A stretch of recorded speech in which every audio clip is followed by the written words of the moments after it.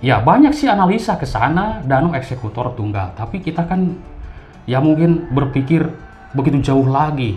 Eksekusi sendiri, ngangkat Ibu Tuti sendiri, nyupir mobil sendiri, membuat skenario sendiri. Lalu OOJ-nya kemana?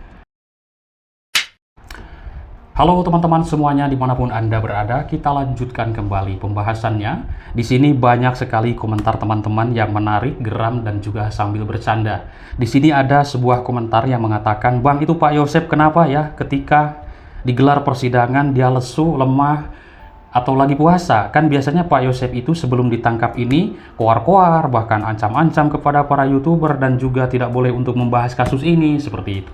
Kita ambil positif saja teman-teman, ya mungkin Pak Yosep lagi berpuasa, ya kan lagi tirakat atau bagaimanapun itu, seperti itu.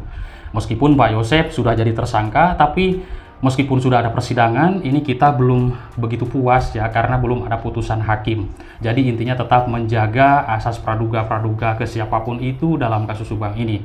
Kecuali hakim sudah memutuskan, sudah ketok palu, tok-tok-tok, vonis sudah itu beres, berarti seperti itu ya. Berarti ya pelaku itulah pelakunya, seperti itu. Nah teman-teman, ini komentar publik ya, ini saya sandingkan juga dengan berbagai keterangan pemberitaan yang sudah kita kupas habis dalam kasus ini. Kemarin itu sudah digelar persidangan dan lusa pun akan ada sebuah persidangan. Pemberitaannya tanggal 4 April 2024. Kita saksikan bersama, semoga sidang ini diberikan kelancaran, tertib dan juga aman ya. Sidang tindak pidana dugaan pembunuhan dalam kasus ini, yaitu tersangka Yosep Hidayah, sudah disidangkan kemarin. Cuman di sini banyak juga komentar publik yang sangat menilai Pak Yosep. Terutama mungkin melihat lah, kok Pak Yosep jadi lesu begitu ya. Biasanya kan Pak Yosep itu ceria ya kan, war-war seperti itu, seperti biasa. Ya teman-teman bisa jadi sedang berpuasa, atau mungkin orang yang namanya menghadapi sebuah persidangan ada juga grogi, namun bisa menyembunyikannya dalam sebuah senyuman atau ekspresi dan apapun itu, seperti itu. Oke, karena kita melihat Pak Yosep tidak biasanya kan. Oke, Yosep Hidayah yaitu adalah suami yang sudah kita ketahui punya istri dua, Ibu Mimin dan juga Ibu Tuti. Sikap Pak Yosep Hidayah dalam kasus Subang terlihat sangat lesu sekali dengan sikapnya atau dengan ekspresi dia di persidangan tersebut. Nah, ketika itu Yosep masih terlihat percaya diri kan. Waktu teman-teman melihat tayangan berbagai video YouTube, Pak Yosep begitu geram, ya kan? Begitu ceria waktu dipindahkan dari Polda yang waktu itu diserahkan ke kejaksaan. Nah, ketika saat itu ditanya para awak media, waktu di Subang, Pak Yosep siap sidang? Siap lah, kan seperti itu ya. Dia mengatakan sangat siap sekali, bahkan menggerutu dan dia mengatakan saya ini difitnah oleh Danu, seperti itu. Dari dulu juga memang mengatakan seperti itu, Pak Yosep ini difitnah. Ini fitnah besar, katanya seperti itu Pak Yosep ya. Nah, dan juga Pak Yosep sering sekali mengatakan nanti di persidangan akan dibongkar oleh Bapak semuanya. Sering kau berteleponan dengan saya mengatakan seperti itu. Lalu Pak Yosep kenapa Pak tidak dibongkar dari sekarang? Bapak mengatakan, ya Pak Yosep mengatakan waktu itu Bapak akan bongkar semuanya nanti di persidangan. Entah apa yang akan dibongkar Pak Yosep nanti. Apakah ada pelaku lain yang akan dibongkar Yosep? Apakah belum pas yang disebutkan Danu ini? Seperti itu. Karena Danu sudah mengakui dan juga melihat, menurut Danu nih ya, melihat Yosep, Mimin, Ari, dan Abi di TKP mengeksekusi kedua korban. Danu sudah mengakui seperti itu. Namun kalau kita dipikir lagi ya, Danu ini berbohong apa tidak? Kalau misalkan berbohong, ini kan tidak main-main. Berbohong kepada pihak kepolisian, ini Polda loh, tidak main-main, ini Polda. Dibohongi Danu, misalkan gitu kan.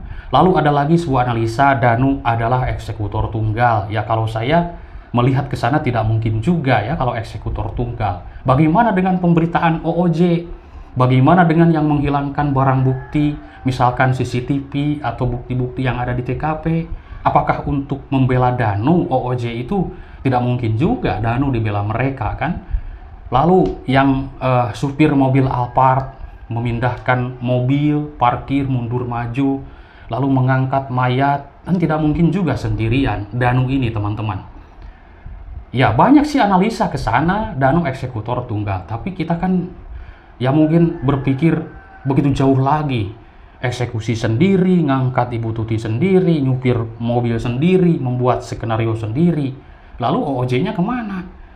Itu di tanggal 19 itu sudah kita ketahui dan itu sudah dijelaskan oleh Kombes Pol Surawan. Ini tidak main-main keterangan dari Kombes. Dia itu sudah mengetahui adanya kesalahan SOP yang dilakukan oleh polisi, kan seperti itu ya, di awal-awal kejadian, terutama di tanggal 19. Alasannya kan ada yang mengambil kucing, mengambil paket, siapa tahu bukan mengambil kucing, itu dugaannya. Siapa tahu menghilangkan barang bukti, ya kan, bisa jadi menghapus jejak dan lain sebagainya. Sudah tidak bisa terbayangkan betapa sibuknya mereka para pelaku di malam itu untuk mengaburkan jejak, menghilangkan sidik jari. Sibuk pokoknya, ciprat-ciprat air agar mengelabui petugas Inavis dan lain sebagainya. Banyak tanda tanya besar publik, apakah identifikasi di awal itu full 100%?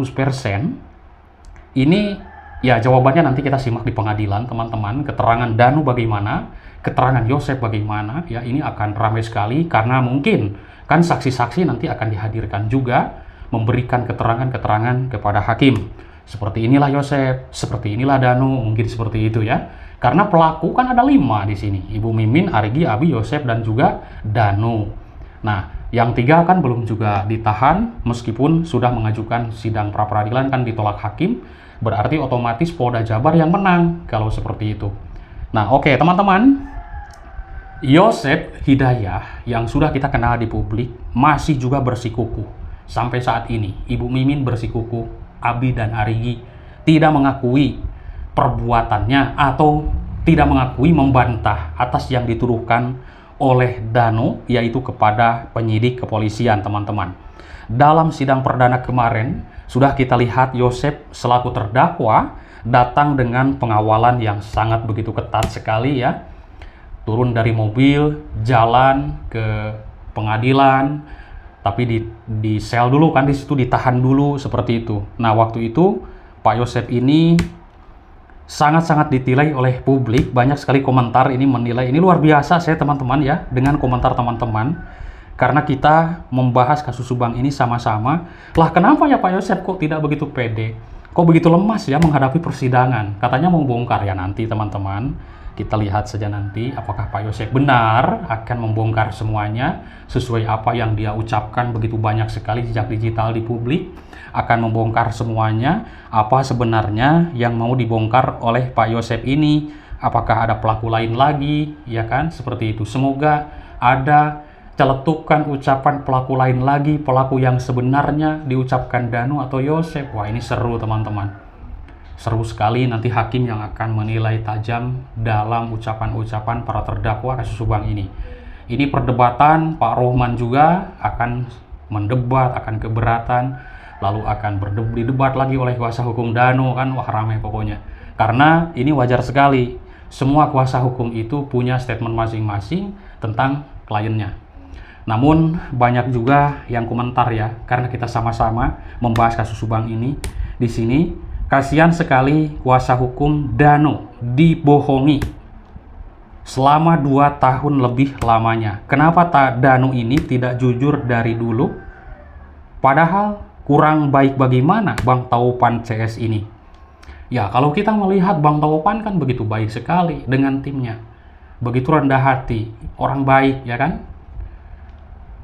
Tata bahasa berbicara bagaimana, sopan santunnya, begitu santunnya. Bang Taupan ini menyampaikan statement dalam sebuah kasus Subang ini. Nah, ini ada banyak yang kecewa dengan Danu, teman-teman. Publik dalam sebuah komentarnya adalah, Danu ini kenapa banyak sekali berbohong kepada semua orang, terutama kepada para kuasa hukumnya. Sedangkan musuh yang paling nyata seorang pengacara adalah seorang klien yang tidak jujur. Kita juga, saya pun menilai seperti itu. Kenapa Danu ini tidak jujur dari dulu? Begitu didampingi oleh Ahmad Taupan, langsung mengakui, berbicara, bercerita bahwa saya ini terlibat. Bagaimana nih solusinya? Ini kan akan ada solusi. Ini kan tidak mengakui dari dulu, teman-teman.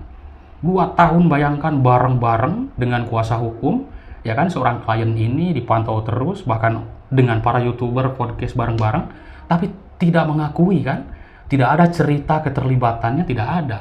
Tapi kalau saya nilai dari dulu sudah memberikan kisi-kisi terus. Ya, contohnya saja si Bos dan si Cupo. Seperti itu. Lalu melihat darah. Kan sudah ada rekamannya. Lalu waktu mabuk di malam tahun baru menyebutkan nama pelaku itu lagi mabuk. Bang Freddy yang tahu. Kalau saya kan pulang waktu itu teman-teman. Jadi tidak sampai selesai acara tersebut. Karena ada keperluan langsung pulang ke Bandung waktu itu. Nah teman-teman, jadi memang Danu ini memang ya membohongi kuasa hukum terus terang saja. Dari dulu dipermainkan. Kurang baik-baik mana Bang Topan ini, bolak-balik Jakarta Subang itu biaya ratusan juta teman-teman. Ya kan? Iyalah. Iya teman-teman, semoga saja Bang Topan diberikan rezeki yang banyak, diberikan kemudahan segala urusannya. Karena kalau kita melihat perjuangannya ya begitu banyak teman-teman. Untuk Danu, utamanya untuk Danu dan keluarga. Baik teman-teman, nanti kita lanjutkan kembali. Selamat berbuka puasa dan kita akan lanjutkan nanti di malam hari pembahasannya. Bye-bye.